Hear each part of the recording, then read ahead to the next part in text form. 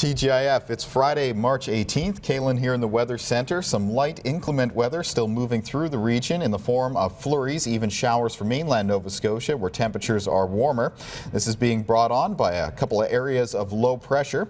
There is going to be some improvement for us this evening and tonight. As we take a look at our forecast model, what we're expecting to see is partial clearing with the precipitation breaking down to become more isolated. Isolated flurries essentially tonight, as there will be colder air that sinks down across all three maritime provinces. This means that low temperatures tonight for most in the region will be several degrees below freezing, even some minus double digits possible in areas of New Brunswick and Prince Edward Island.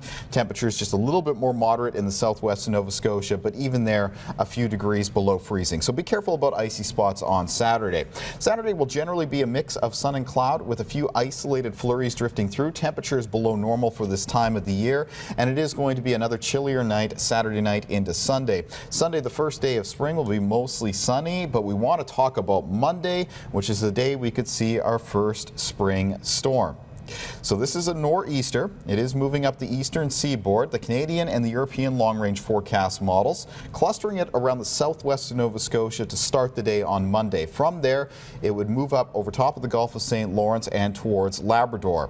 On this type of track, the colder air would remain in place in New Brunswick in north and northeast winds, while there'd be a push of milder air across much of Nova Scotia coming in off of the Atlantic. And that means that province would likely see a mix from snow through pellets and over to rain. So obviously this is going to have an impact on who sees what as far as snowfall amounts go. It looks like the highest probability of higher snowfall amounts, maybe even up to around 30 centimeters, will be through much of New Brunswick and potentially western parts of Prince Edward Island around Prince County.